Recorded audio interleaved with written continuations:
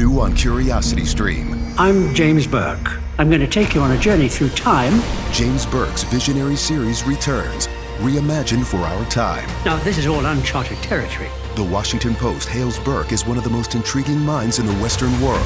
The New York Times raves he careens from one great moment in history to another. Where do we want to go from here? Experience all new Connections. So what's the next connection? With monthly, annual, and bundled plans, find the one that works for you at curiositystream.com.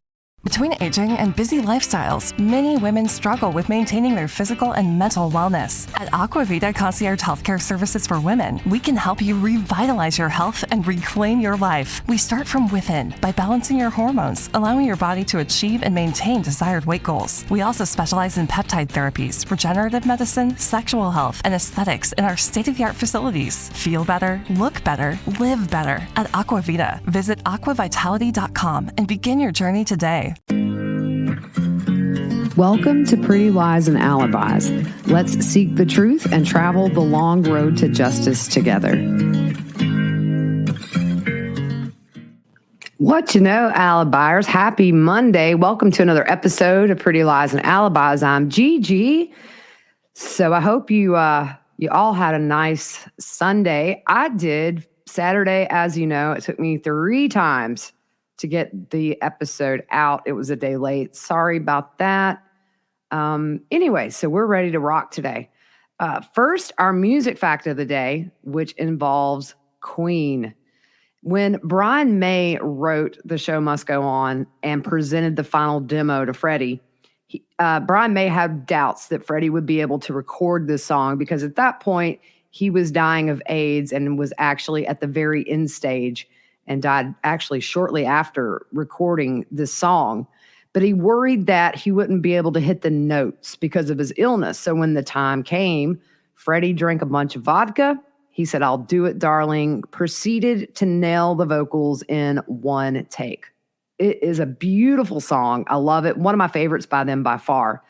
And unfortunately, he died in 1991, a little more than a month after that single was released.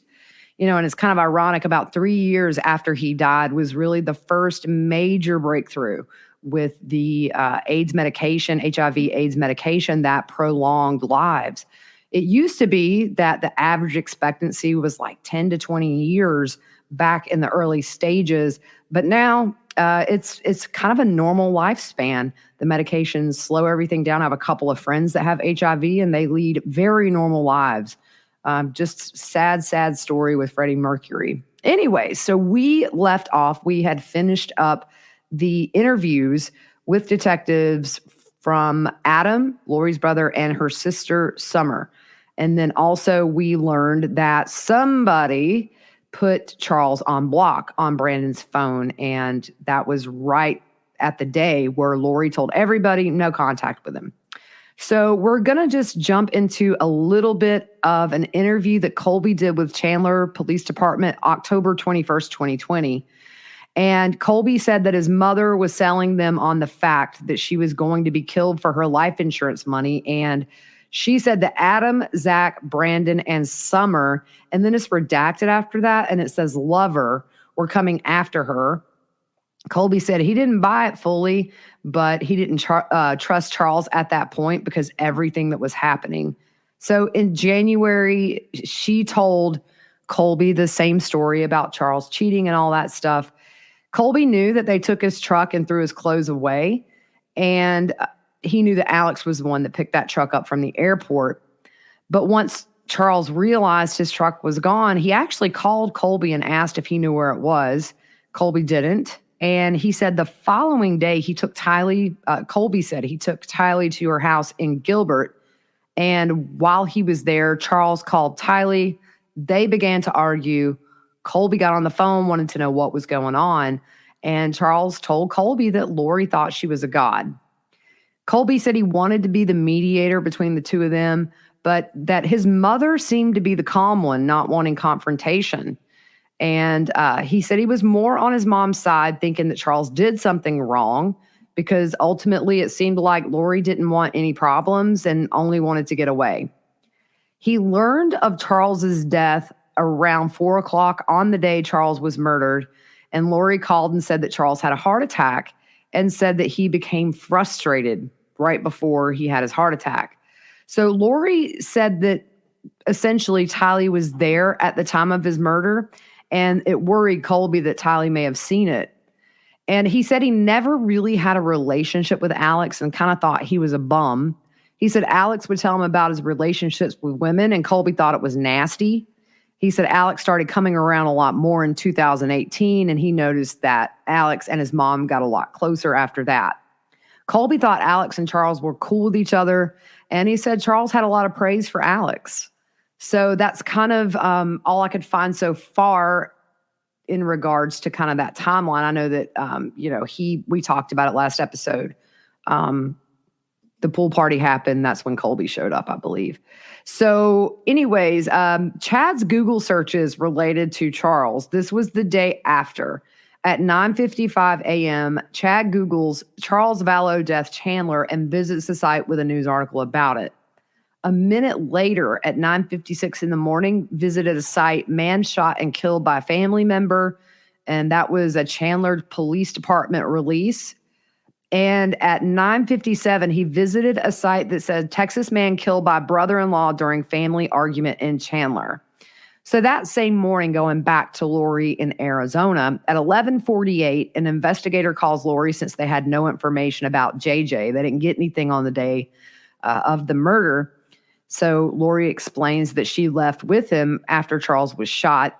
And then she asked the investigator what she needed to do with Charles's room key, saying that she found it in his wallet and assumed his belongings were at the hotel, specifically his computer. So later that day at 2:10 p.m., officers show up at the house, and Lori gives them the hotel room key. The officers at that point go to the True Hilton where he was staying and got the stuff from his room.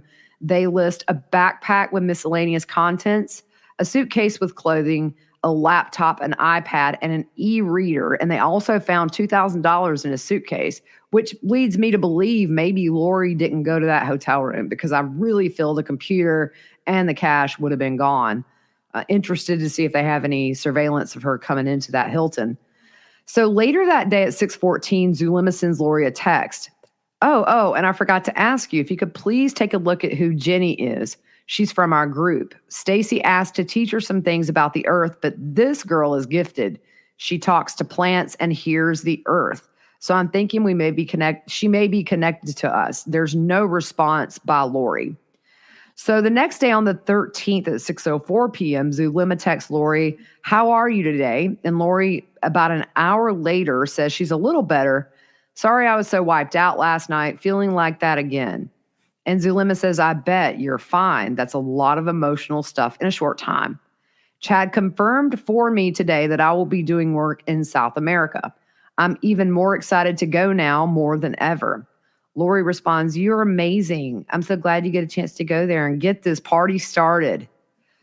Get the party started, y'all. Zulema says, "LOL, I love it. Get this party started. It will be soon. I will miss you, you amazing goddess, you."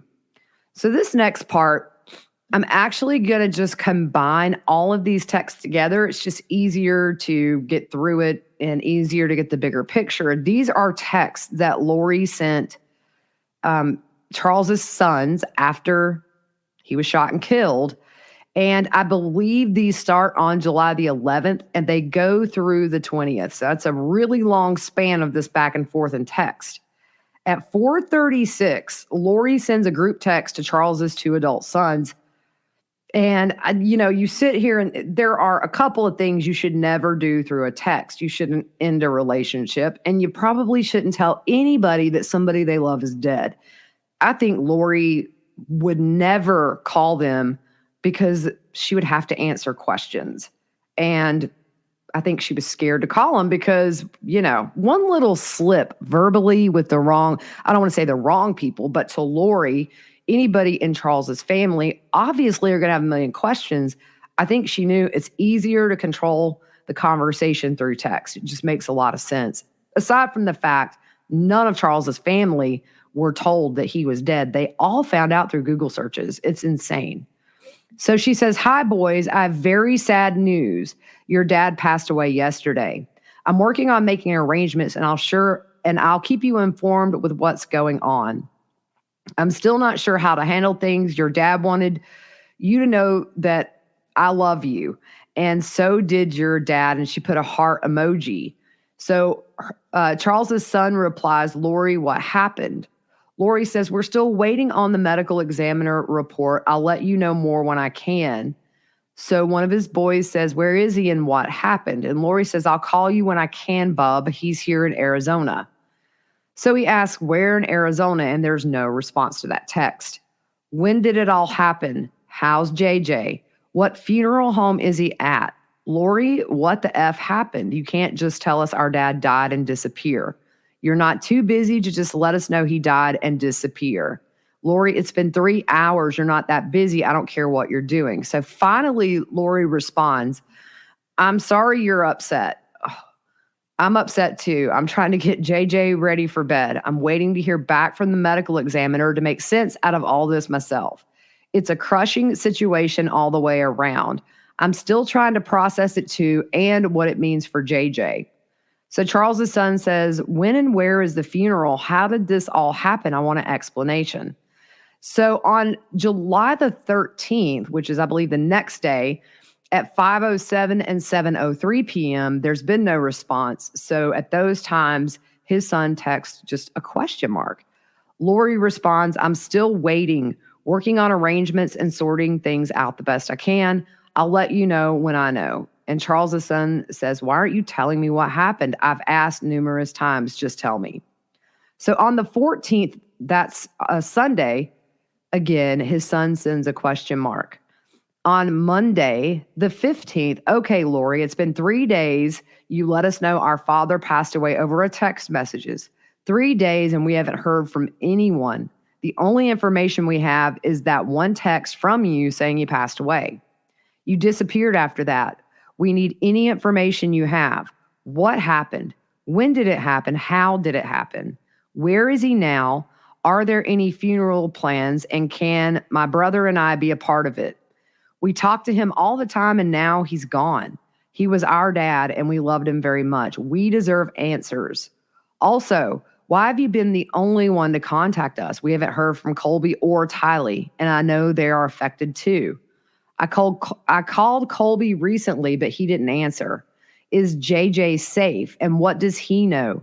I need to be kept in the loop about all this. This isn't a nonchalant topic you can just throw a text at and be done with it." So Lori says, "These are your dad's wishes. He and I discussed this a lot over the years we've been together. My plan is to have him cremated as he wished and then take all 5 of you kids to Hawaii to spread his ashes." That's a lie. She never planned that. "He did not want a funeral. He wants a celebration of his life. I've been overwhelmed, but I'm going to try to start these arrangements today. JJ's doing good. He doesn't know his daddy is gone. It's so tough because he really doesn't understand and says daddy is working in California. I know how much he loves you boys and always has. I have a lot of things to do with the business and contacting people, and it's still all so difficult. Today, I'm trying to put up a memorial page on the funeral home website. I'll send you the link when you have it. I love you, and so does your dad." So Tuesday, 4/16, the son responds, "I appreciate this information, but I will ask these questions again because I still haven't been given an answer. What happened? When did it happen? How did it happen? Where is he now? Is there a funeral? When is it? Who have you told about his death? Give me all the information you have, please. My brother and I deserve to know." So on the 20th at 5:21 p.m., the son texts again, "Well, if you won't answer these questions, can we please have his watches and other stuff he always talked about and he had around?" Now, here's the thing. At this point, Lori and Colby had already gone to Texas to clean out Charles's belongings. And I think Alex pawned some things off in September. And I'm curious if what they found on that pawn ticket. I know at some point the son said that he got a bunch of cheap watches like Timex stuff you buy at CVS. Apparently Charles had really expensive, nice watches. So, and I'm sure if that wasn't all of the stuff Alex pawned in September, I wouldn't put it past Lori to pawn some stuff off herself, but none of that was in the report from Chandler. So on Saturday, July 20th at 6:27 p.m., Lori responds, "Of course. Send me the address you want me to send you stuff to. Kay is supposed to clean out the Houston house. I told her to let you and your brother have whatever you want first, then she could have or give the rest away. I know he wanted you to have all that you want." Remember, Kay's going to clean out the house, but Lori's already been there. Her and Colby, I think, loaded the truck up with a lot of things as well and left it at the airport, I believe. And here's the other thing. His boys were smart because they started looking into things immediately, and they were emailing these detectives in Arizona, like the Preparing a People podcast. He said they were saying weird things on there. This is as they're texting Lori. They also say they're flying into Arizona and would like to meet with investigators. So Charles's ex-wife, Cheryl, who is also the mother of Charles's sons, told East Idaho News that she checked the medical examiner page and found out that Charles died the day before, and it was classified as a homicide. And when she looks further into Google, she finds out Charles was shot by Alex, and they were married for 12 years.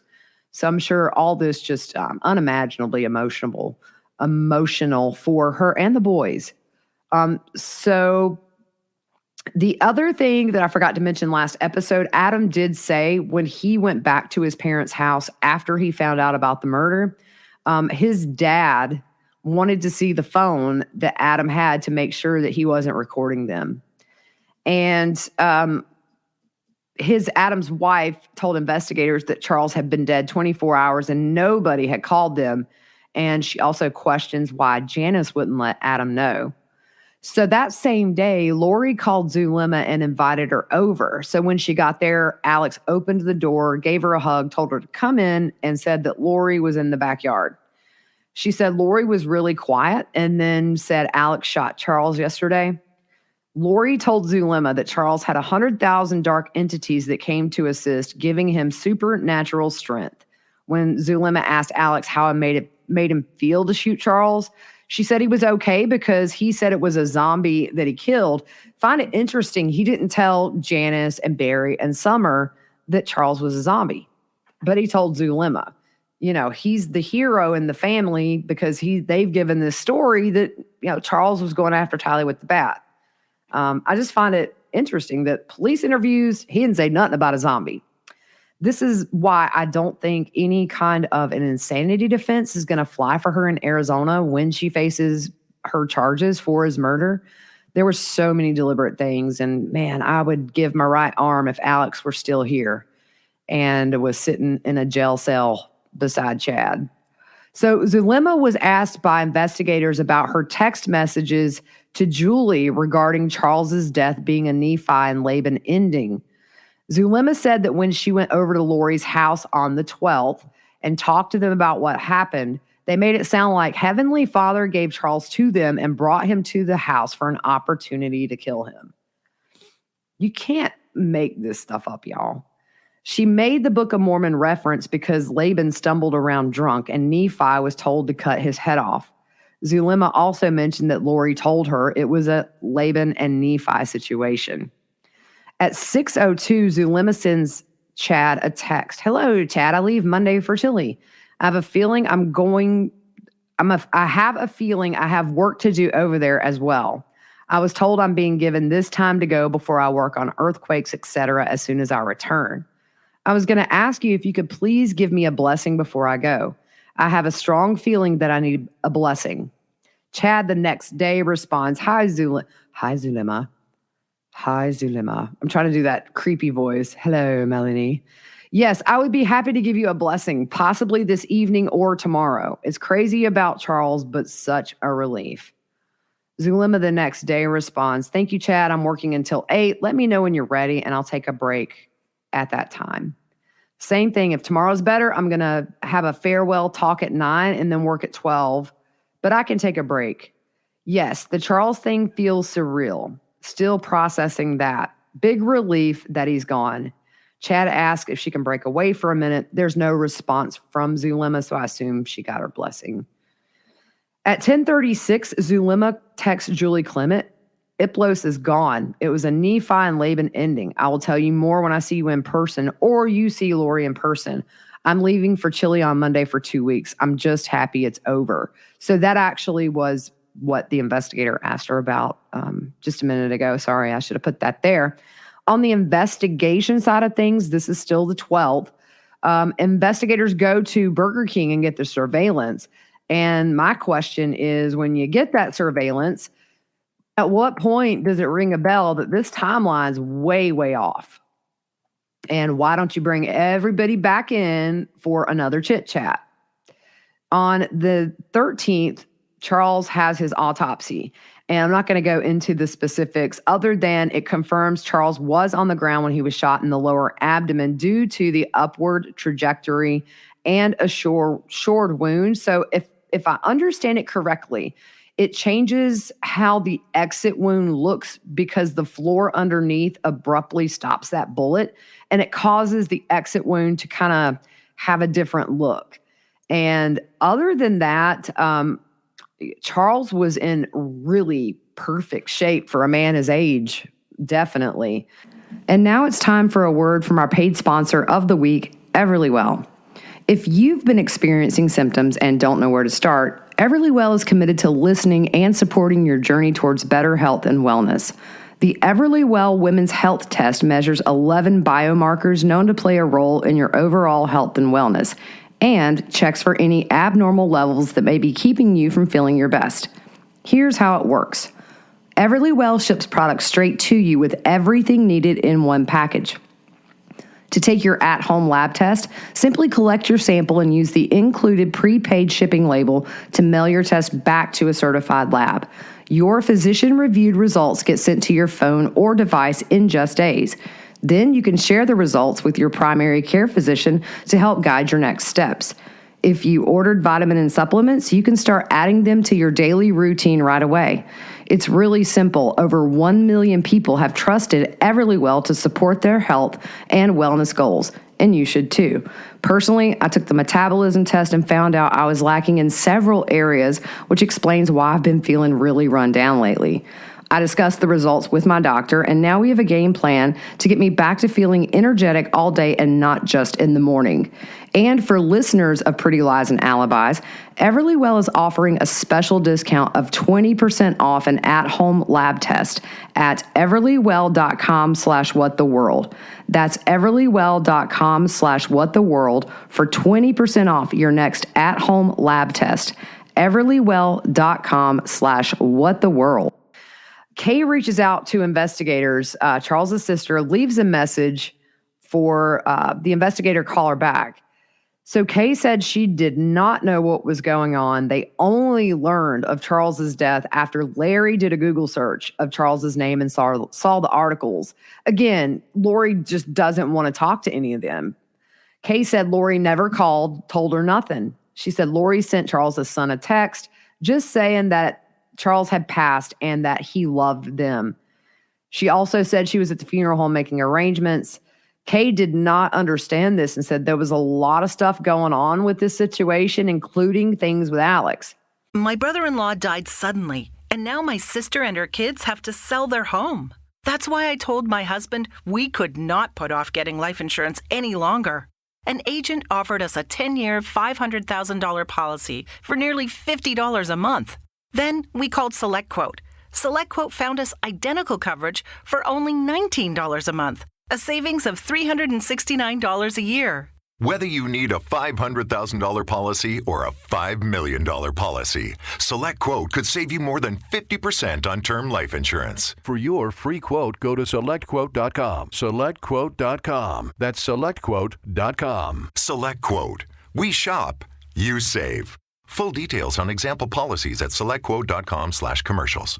The investigator says, as we were speaking, my recorder died or the phone got disconnected. So he calls back. He called Kay back and spoke with Larry, which, as we know, is Kay's sweetheart of a husband. Larry said he felt this was a setup. They would like to sit down and discuss what's going on.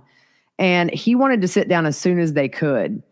And the investigator told Larry he was aware of the news article and let him know they were still investigating the incident. He said, as I was speaking with Larry, I told him we're not just taking the word of the 3 people we were talking to. Apparently you were. After saying 3 people, Kay asked who the third person was, and the investigator said Lori, Alex, and Tylee. Kay said Charles had told her a few months ago that he was afraid of Alex, and he did not put anything past him because he had a history. So you guys remember when she was married to Charles is when Joe Ryan was tased. So Charles has seen what Alex is capable of when Lori turns on a husband. So I'm sure he was frightened. So the investigator said he was aware of the previous report involving Alex. And Larry said they're in town. Lori did not know that they were there. So the investigator set up a meeting with them the next day. Also, investigators say when they spoke with members of Charles's family, I think his brothers, they said that Charles expressed concerns for his well-being and also said Lori had made some threats. He was reported to have told a family member that Lori upped the life insurance amount without his knowledge, and he was worried she would have him killed.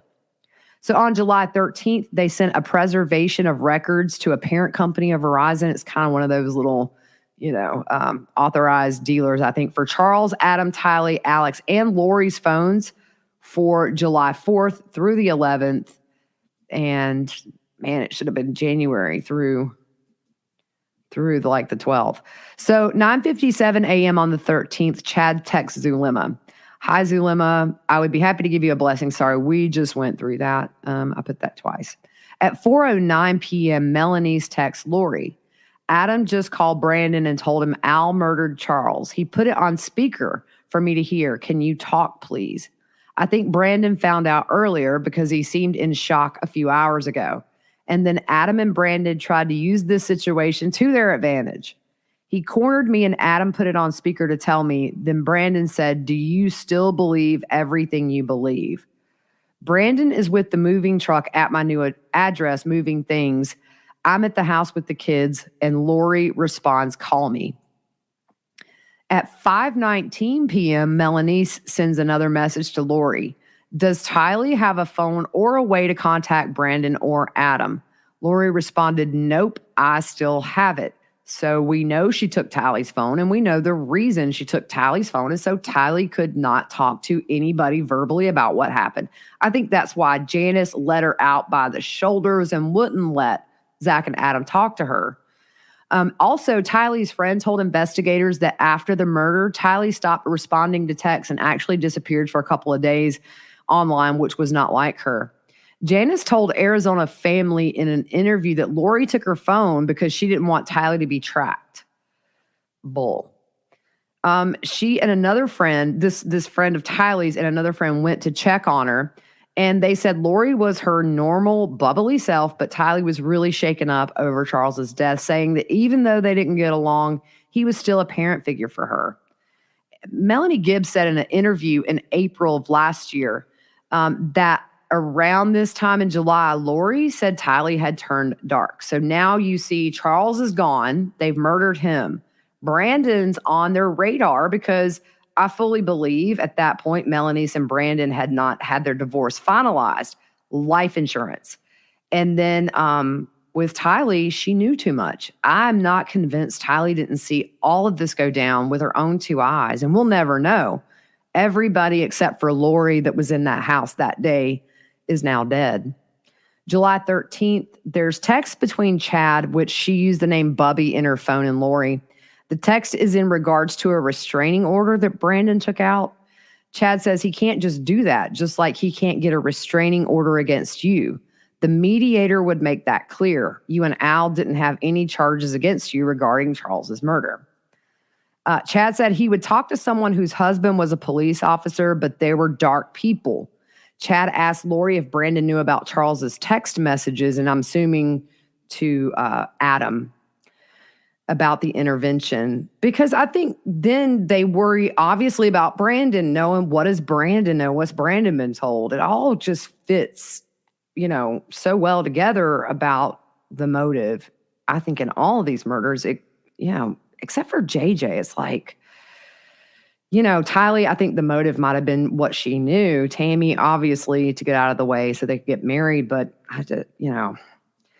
the kids, man, it's just, it's a different, The same day, Chad texts Lori at 10:08 p.m.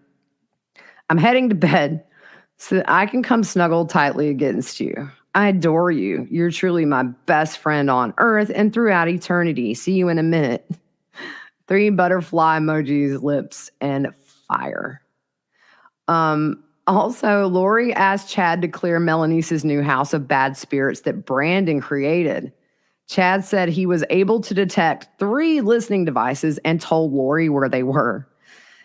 Can you just picture Melanie looking through this house for some listening devices? The same day, Adam and his son, that's when they're in Tucson. That's when they find out about Charles's murder. One thing that I didn't say in the last episode, before Adam and Zach left, Barry came out and yelled at them, wanting to see their phones to make sure that they weren't recording them. So July 14th, Chad emails Lori the loin fire story on the Melanie 2 phone. This is actually the first time they use this number to communicate. I'm going to tell you guys right now, I have tried to film this 3 times. I cannot make it through without laughing or just like pausing because it's so cringy. I will try at some point to read Loin Fire. It may be its own little mini episode because it's really frustrating when you get 20 minutes in and then you can't make it through the story. So we will see. At some point, I'll probably do it, but oh gosh. So Alex travels from Arizona to Colombia from the 14th of July until the 19th. On the 14th at 8:41 a.m., Alex texts Lori, says he's on the plane, and she tells him to have a very nice, relaxing vacation, because he deserves it. At some point that day, Lori calls one of Charles's sons and leaves a voicemail. It's Lolo, just wanted to talk to you and see how you're doing. At that point, this is the 14th. Remember, they're still going through those text messages till the 20th. They don't know what's happened to Charles. The son calls back, but Lori didn't answer. He said that was the last call he ever got from Lori. So at some point after Charles's murder, Lori and Chad, of course, zero in on Brandon being a very dark spirit. Gibbs said that Lori sunk her hooks into Melanice, and Lori would tell her what her and Chad discovered about Brandon, saying he was part of the group that associated with Hitler. This stuff is so dumb. It's like they took the plot of like 5 movies and then combined it into this one thing.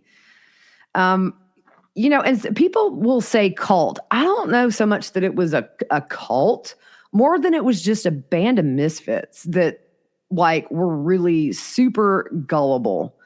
So on the 14th, Detective Moffat met with Kay and Larry at the Chandler Police Department there in Arizona.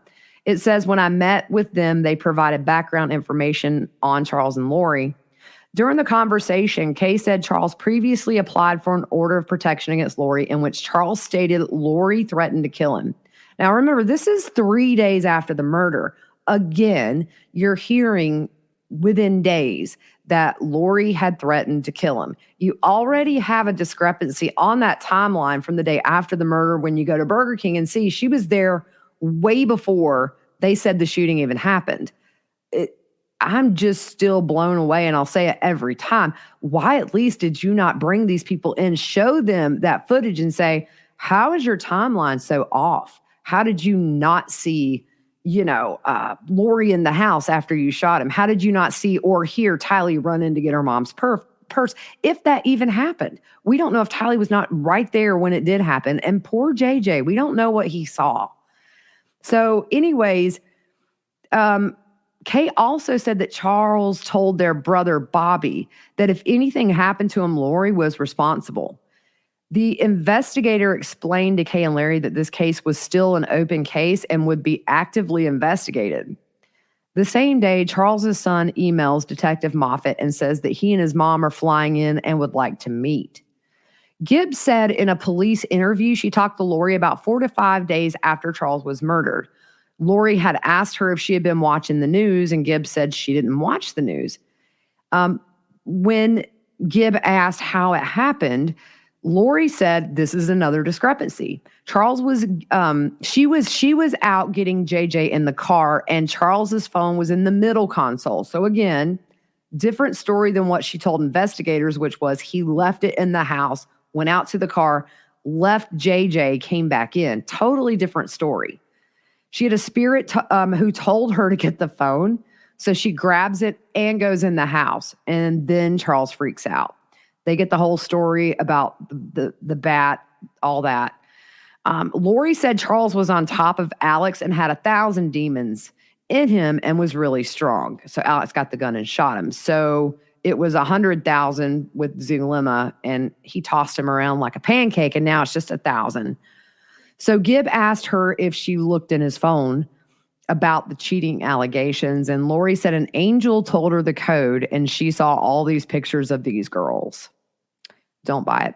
On the 15th, Lori calls Banner Life Insurance to initiate that claim, and there is a recording, so I've got kind of a transcript here, and she's asked if she's calling in a reference to a death claim, and Lori, very softly, yes, is so annoying.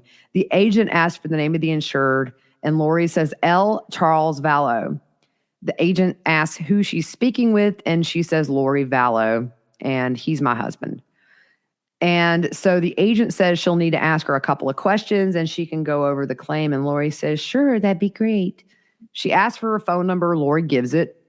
The agent asks for the date of Charles's passing, and Lori says July the 11th. And then when asked for the cause of his passing, Lori hesitates and says, well, he was shot. The agent wanted to know if it was a homicide. Lori says no, it was an accident in Arizona. She was asked, are you aware who the primary beneficiary of his policy is? And Lori says, it's me. Wrong, woman. You ain't getting a penny. So the agent asked for her current mailing address. She gives it and just lost me place. So the mailing address is the address where Charles was murdered. The agent says that is all the information she needs to open that claim. And she said they'll review that policy on file and confirm the beneficiary information and determine the claim requirements. So once they review, they'll send out a claim packet to her. And Lori said, or the agent said she could email or snail mail it. And Lori says email would be great because we know she wants her hands on what she thinks is her money as soon as possible. The lady says she is sorry for her loss and to take care of herself. Lori says, thank you. So on the 15th, Zulema texts Chad and says their flight from Phoenix was delayed for 5 hours and they missed their connecting flight to Chile. So they have to spend the night in Dallas. So she needs him to clear the way for them tomorrow. She then lists all the cities she will be in as well as those places that needs to be cleansed. Chad says, I'll work on clearing the way for you.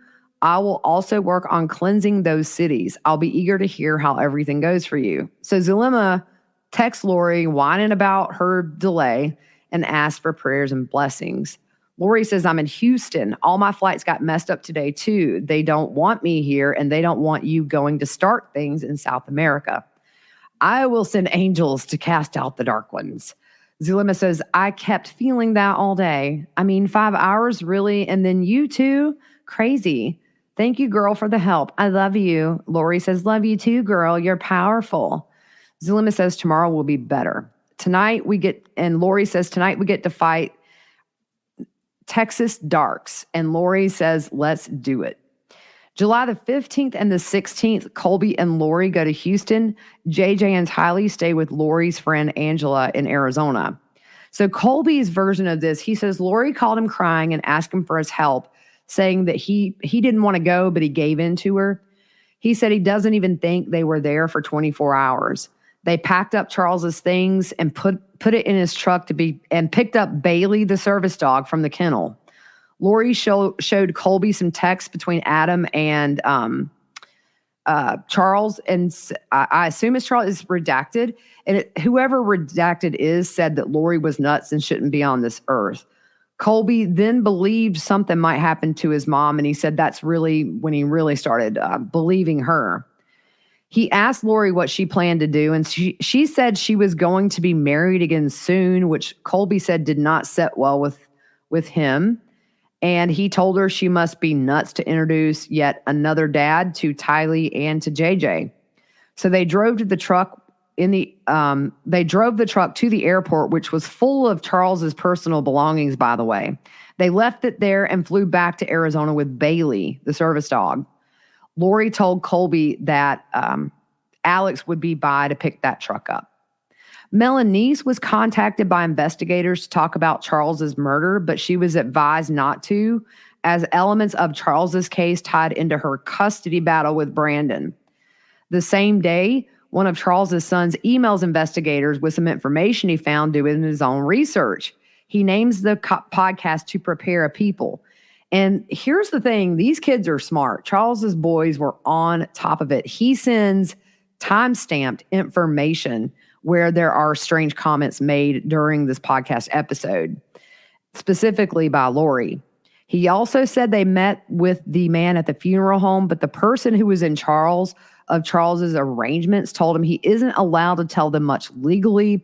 And they noticed that the mortuary worker seemed really nervous talking to him. I bet Lori probably said, don't talk to anybody or. So he thanks the investigator for his dedication to his dad's case and says that the investigator has no idea how much this means to him and their entire family. Says it's at least comforting to know it isn't only them who thinks something isn't right about this. July 16th is when Ian and his wife divorce.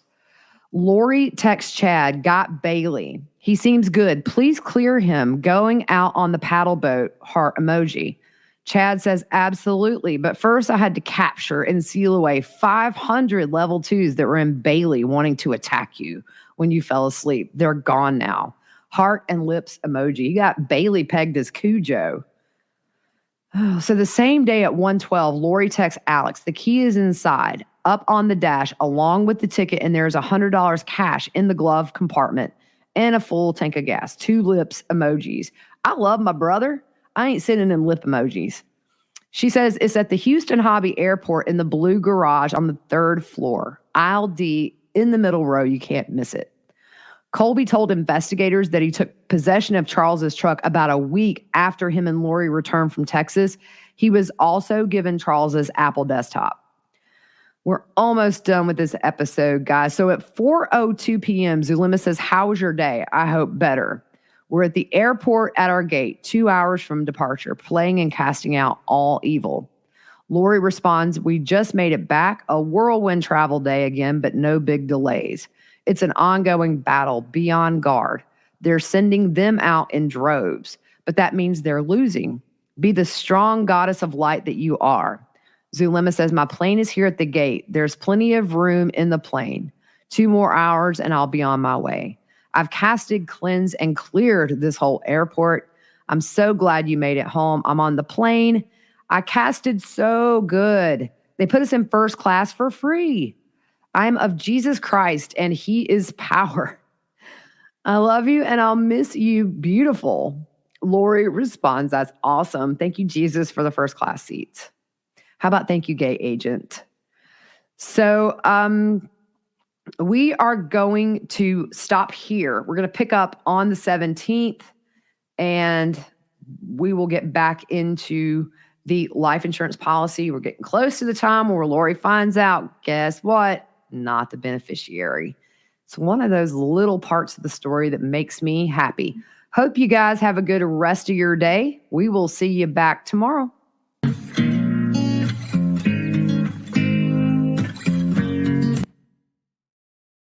With no fees or minimums and no overdraft fees, banking with Capital One is the easiest decision in the history of decisions. Even easier than choosing to keep the Grinch away from the toy drive. Who's going to deliver the toys to the kids?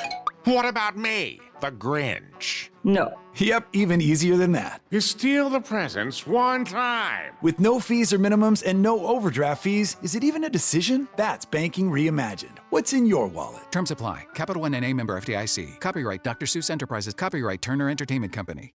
Lucky Land Casino, asking people, what's the weirdest place you've gotten lucky? Lucky? In line at the deli, I guess? Aha, in my dentist's office. More than once, actually. Do I have to say? Yes, you do. In the car before my kids' PTA meeting. Really? Yes. Excuse me, what's the weirdest place you've gotten lucky? I never win and tell. Well, there you have it. You can get lucky anywhere, playing at LuckyLandSlots.com. Play for free right now. Are you feeling lucky? No purchase necessary. Void where prohibited by law. 18 plus. Terms and conditions apply. See website for details.